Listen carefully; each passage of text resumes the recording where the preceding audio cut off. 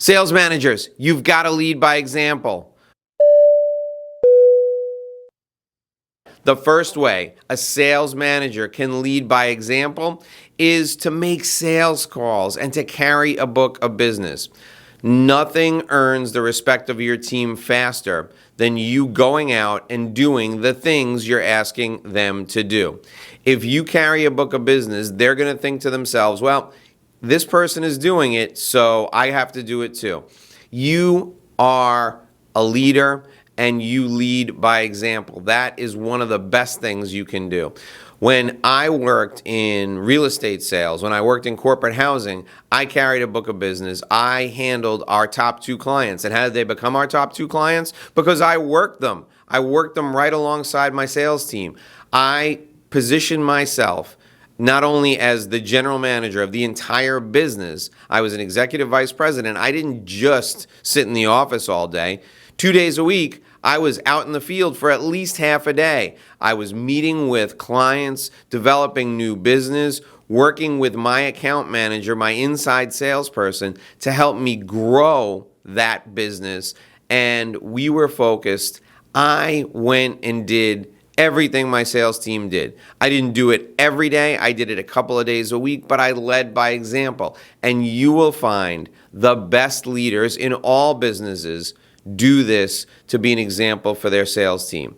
Nothing is more powerful than when you're sitting across from an account executive and you're saying to them, I need to coach you on making more calls and making better calls. And if you're wondering where this coaching is coming from, it's not theory. I still do it. I do it every day. That's a powerful conversation, and you can only have it if you're making those sales calls yourself. So, strategy number 1 for leading by example, get out in the field at least 1 day a week and do what you're asking your sales team to do. Strategy number 2, relieve the administrative burden from your salespeople. If you want reports, hire accountants. If you want sales, hire sales pros. That's my philosophy. That's what it's always been. That's what your philosophy needs to be.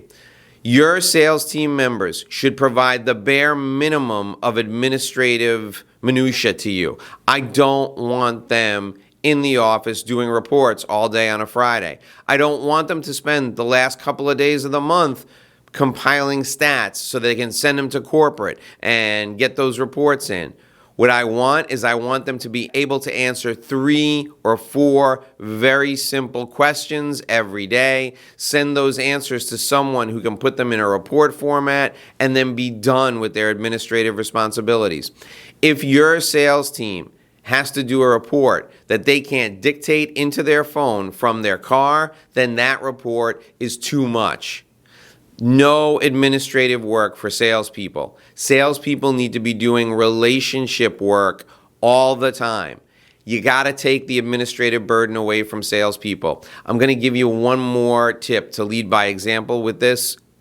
Do not force your salespeople to go to meetings. Even if it's a weekly call, meetings are death for salespeople. I don't even want monthly meetings. If you want to have a quarterly gathering where you spend a day teaching people new tips to grow their business and connecting them with people who can help them grow their business internally, that's a productive use of your time once a quarter. But sales meetings are death. You want salespeople to know something? Make a video that they can watch while they're getting ready in the morning, while they're putting their makeup on, or while they're shaving. Make a video that's no more than 5 minutes every day. Send it out to your entire sales team. Get it to them first thing in the morning, and they'll be well informed. If they need to connect with people internally, do it one-on-one, or, like I said, if you have to, do it on a quarterly basis. But you've got to relieve them of this administrative crap that just slows them down. Anytime your best salespeople are not face-to-face with a client, or in front of an audience speaking, or writing and publishing articles, or leading an educational event for clients, anytime they're not doing those things is wasted time. You hired them to develop relationships, get them out of the administrative trap. Administration is your job. It's the job of administrative assistants. It's the job of specific people you hire to do that. You hired these salespeople to develop relationships. Let them go and do that. The third way you can lead by example as a sales manager is by being generous with recognition. Rewards, recognition, awards, recognition in front of their peers, all of these things are important. You need to have weekly, monthly recognition sessions, both weekly and monthly. Send out a newsletter once a week highlighting the top performers for the week. Send out an award once a month. Deliver that award on video and distribute the award and the video to everyone in the organization so you recognize your top performers. Have contests, do incentive programs so that people can strive to excel and stand out among their peers. Great salespeople are motivated by recognition. You need to take advantage of that. In addition, it's the right thing to do. The fourth way you can lead by example as a sales manager is by fighting hard for your salespeople to receive the dollars they deserve. Your salespeople work really hard. You work really hard helping them. Make sure your salespeople get paid what they're supposed to be paid. The paychecks have to be on time. The commission checks have to be on time. The spiff money has to be on time. The incentive money has to be on time. Anything that they've earned, they have to get on the date that was committed to them. If it comes time to fight for an increase for your salespeople at the end of the year, I want you in there fighting for a commission increase, fighting for a bonus increase, fighting for an incentive increase. And I want you to come away being successful, and I want you to share that information with the sales team. If the sales team believes that you're fighting for them to make more money and to receive more recognition, they will have your back. They will go to the mat for you. Consider this for a minute. Your top salesperson has just come in off the road. It's been a long week, and she's tired. All she wants to do is go home and see her family. It's 5:30, and she notices a Post-it note on her desk that she has to make one last call to that big client she's been trying to land. It's 5:30. If you have gone to bat for her, and you've made sure that she's recognized and rewarded, and you know that she has your back, what do you think she's going to do? She's going to pick up the phone and make that one last call at the end of the day on a Friday, and guess what? I've made more money at the end of the day on Fridays than I have at any other time in my career. Why? Because everybody else goes home. 5:30, nobody's there. The clients are there, but the salespeople are gone. So this top salesperson is going to make that call because she knows that she needs one more sale to put her and her team over the top, and she's going to do whatever she can to get it. She's going to make that one last call at 5:30. If you fight hard for your salespeople to get paid, they will fight hard for you, and they will win for you. The final way you can lead by example as a sales manager is by being consistent in your behavior. There's three aspects to this consistency. The first aspect is being consistent with the individuals.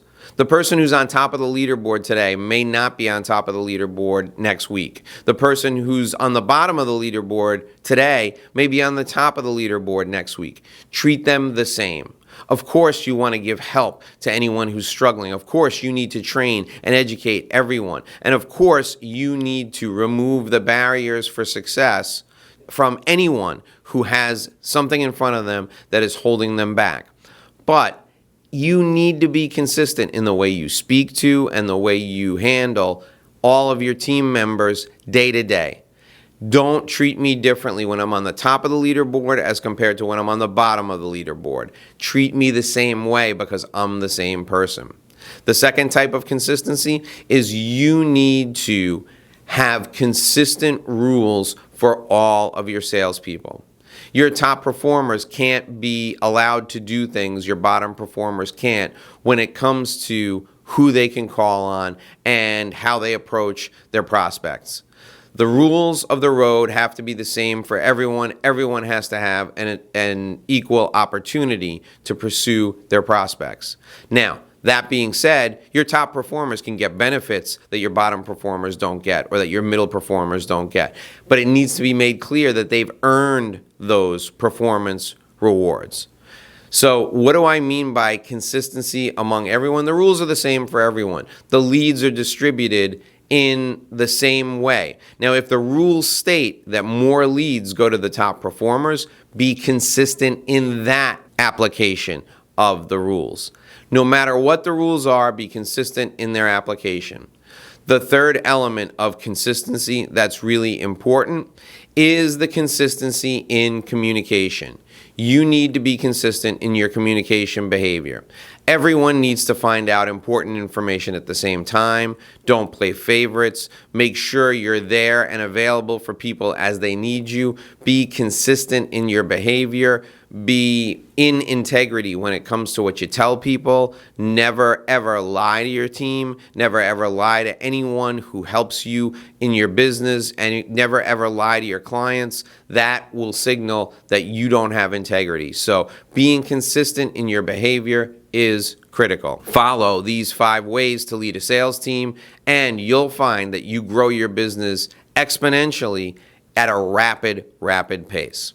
All right, it's the time in our show where we take a question from one of the members of our audience. And today, our question comes from Vinny. He's a sales leader in the insurance industry in Queens, New York. And Vinny writes, "Dear Dave, I have 15 people on my sales team.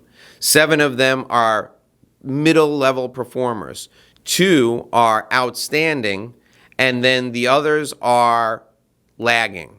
At what point do I give up on the people who are lagging and only focus my attention on the middle and the top team members?" Vinny, this is a great question. We talk about focusing on your top performers all the time. Here's the breakdown of your time and how you should spend your time and your effort, keeping in mind that you're going to be consistent in your behavior among everyone.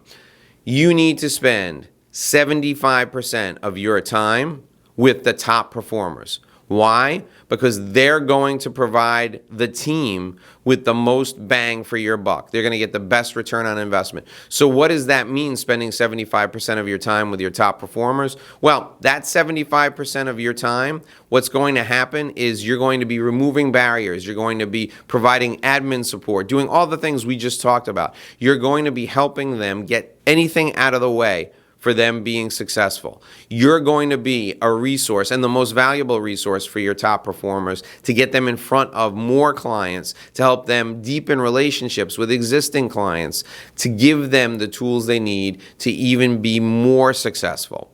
Then you're going to spend 15% of your time with your middle performers. And what you're going to be doing with them is helping them in a group get better. You're going to be training them, educating them. So that means you're going to spend at least 10 hours a week working with your middle performers, helping them grow and develop, pushing them into the top tier. And when you push them into the top tier, they get that extra time.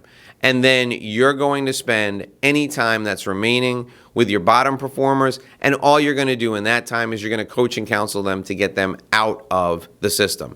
Here's the thing. Your bottom performers, they should be given every opportunity they can to be successful. So when they come on board, you give them an overwhelming amount of training. And then after the training is done, you let them apprentice for a couple of months with somebody who's really good. That person brings them around, shows them how to develop business, allows them to develop business on their own, but helps them along the way. And then if they screw up, you retrain them and you coach and counsel them, but then that's it. Eventually, you're going to realize they can't get the job done. Don't keep investing your time in people who aren't getting the job done. The bottom line on bottom performers is somebody's always going to be on the bottom. You provide them with the same resources that everybody else has. You give them one chance to be retrained if they don't get the job right the first time, and then that's it. You cut bait and move on. Most of your time spent with your top performers, a medium amount of time spent with your middle level performers, and very little time spent with your bottom tier performers. Your bottom tier performers get an overwhelming amount of training when they come in. You retrain them if they are not getting the job, but that's it. After you've given them that second chance, it's over. If you spend your time with your top performers and helping your middle tier people get to the top, your team will be successful. These are the 5 ways to lead your sales team by example. Vinny, thank you for your question. Again, send me your questions at askdave@dlorenzo.com. We are here every day, and I look forward to connecting with you back here again tomorrow. I'm Dave Lorenzo. Remember, if you do this, you will sell more.